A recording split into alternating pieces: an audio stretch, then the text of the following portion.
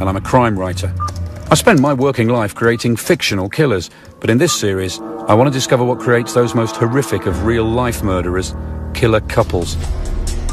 In this programme, I'm looking at a pair of school friends who grew up to become two of the most dangerous sexual predators ever to stalk Britain's streets. Their names, John Duffy and David Mulcahy.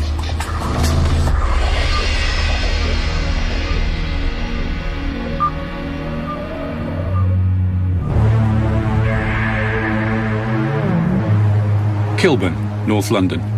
Here, in 1982, a young woman walking home from a party is dragged into a garden shed and violently raped.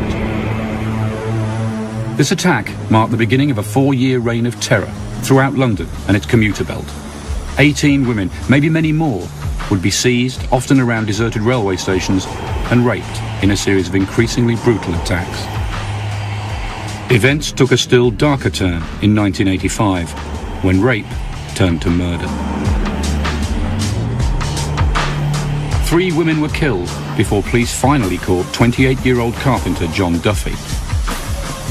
Yet Duffy was only half the story.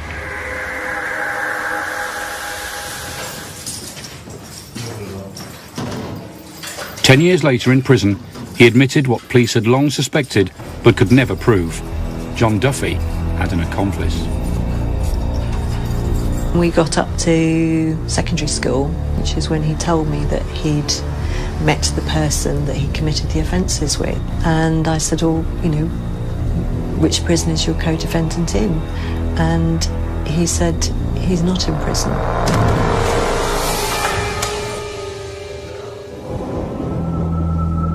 The man the press had dubbed the Railway Rapist was in fact 2 people, a killer couple.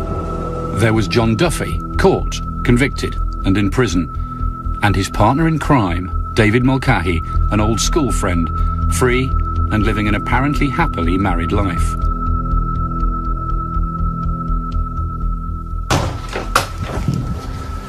I want to know more about this pair and their story. What turned the most ordinary relationships, schoolboy pals, into something so dark and twisted, into partners in rape and murder.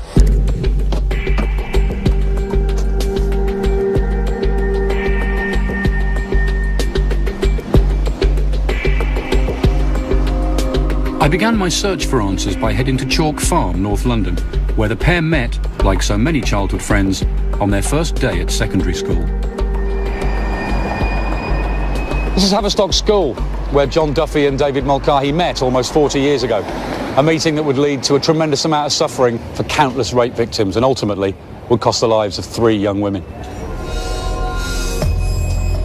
I thought that Duffy and Mulcahy's time at Haverstock must hold some clues to the killers they became.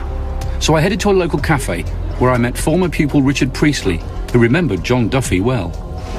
This boy with bright ginger hair who used to walk around the playground very much on his own with a Parker coat up with the hood, and just sort of used to sit in the sheds and be totally by himself.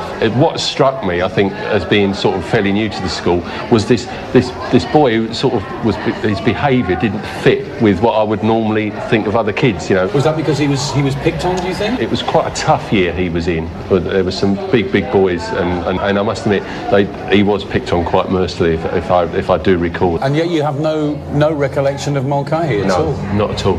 As soon as I read the case, Duffy leapt out of the page at me, when Mulcahy was no. So, Duffy was the archetypal bullied schoolboy, weak and different looking. The fact that Richard didn't remember Mulcahy too suggests to me that Mulcahy faded into the background, though I was to learn that he did on occasion emerge from the shadows.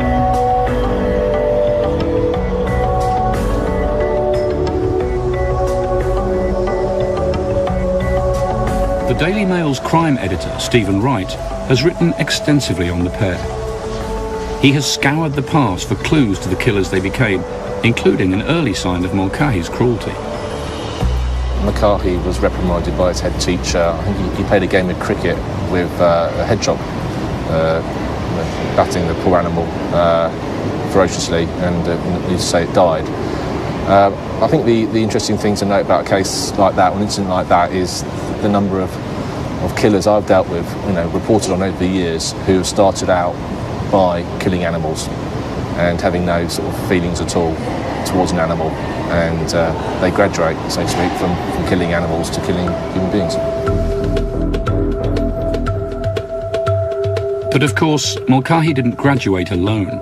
He would ultimately rape and kill alongside his best friend, John Duffy, a murderous bond forged by the pair's status as school outcasts. What was noticeable, they didn't seem to have a wider circle of friends, a large, and they just hang around together. All the time? Yes. So they were kind of like brothers? They were like brothers, and I think actually Duffy used that phrase at the Old Bailey, we were like brothers. And it was in the playgrounds at Haverstock that they made a pledge to each other, but we'll never ever grass on each other. Obviously that was a pledge which would, a promise to each other, which would be tested many, many years later. Duffy and Mulcahy's teenage years also offered clues to the way they would later go about their attacks. Duffy and Mulcahy had a shared interest in the army, got sort of military manuals, that sort of thing, learned how to kidnap and hold people hostage. Worrying, sort of developing interest in terrorising people. The mischief they got up to on Hampstead Heath in particular. Yeah, what was it, jumping out? Jumping out on courting couples, other individuals up there late at night, taking a very visible pleasure out of frightening people. Today, the teenage Duffy and Mulcahy would be prime ASBO candidates. Yet, as they left their teens, they gave the appearance of settling down. They married within a year of each other, Duffy in 1977 and Mulcahy in 1978, and both found work. Mulcahy became a plasterer and Duffy a carpenter for a variety of employers, including, significantly, British Rail. But despite the wives and the jobs, Mulcahy and Duffy's desire for illicit thrills did not disappear. Rather, in October 1982, it took a brutal turn. A 21-year-old woman was walking home from a fancy dress party in Kilburn, northwest London, clutching a teddy bear. Using sticking plasters to stifle her screams, Duffy and Mulcahy dragged her into a garden shed where she was stripped, blindfolded and sexually assaulted.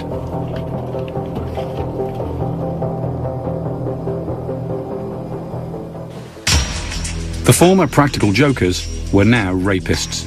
But how do two friends in their early 20s decide to commit such a hideous crime? It was time to talk to the woman who first heard the full truth about Duffy and Mulcahy, prison psychologist Jenny Cutler. Both of them found offending very exciting, and rape took that excitement to another level. It involved all the elements that they really found very reinforcing: the chase, the working as a team, the having sort of contingencies for how they were going to operate in certain circumstances, the hunting, the outwitting of the police.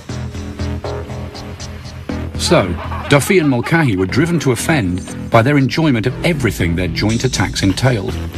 But I was about to learn that for one of the pair, rape was never going to be enough.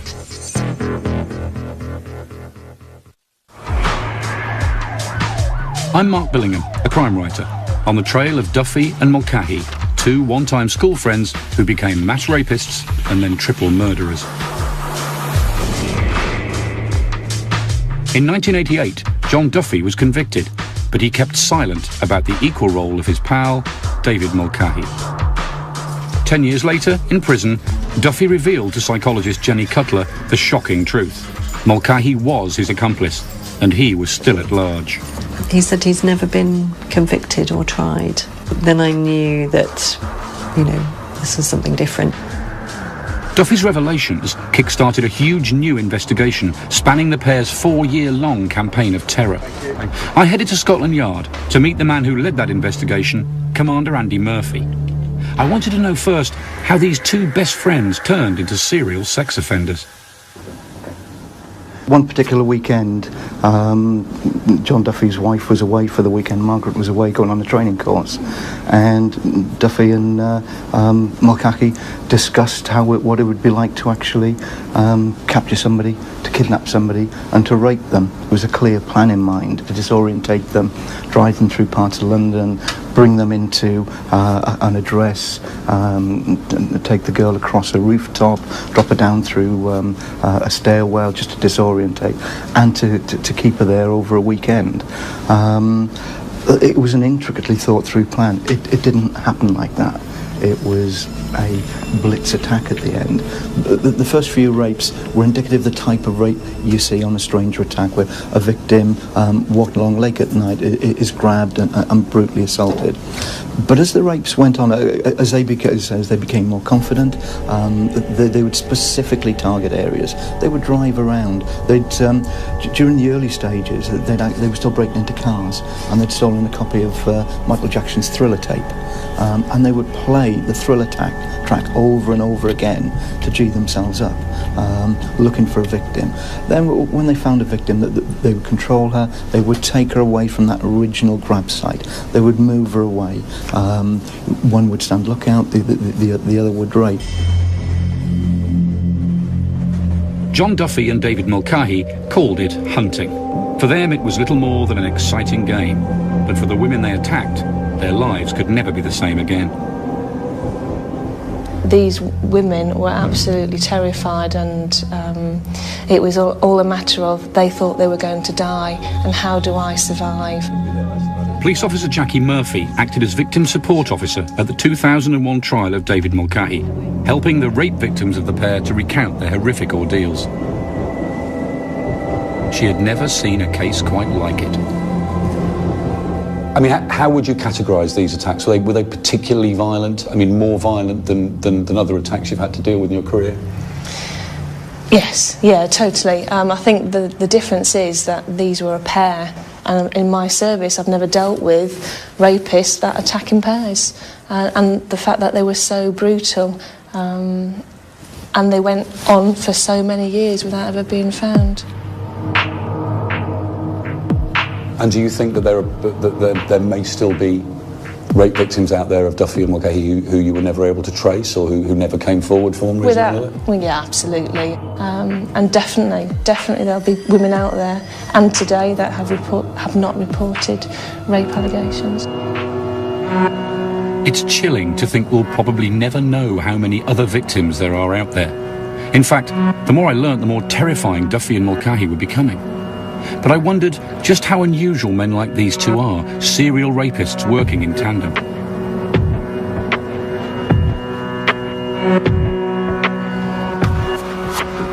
I put that question to criminal psychologist Dr. David Holmes, a man who specialises in understanding the very worst criminals. It's incredibly rare to have a pair of rapists. I mean, if you kind of look at how it came about, there is a logic. You've got two guys who come together as friends and trust each other and go out together. But this is a very rare thing. I mean, guys go out to pick up, dates in twos, but they don't go to bed together in twos. It did seem to me kind of how they operated. They were like a pair of 17-year-old lads on the pool. That's it, and it was almost like to them, that's how serious it was, or how trivial it was. Whilst the partnership made the two feel what they were doing was trivial, it also increased the brutality of their crimes and their success in committing assault after assault.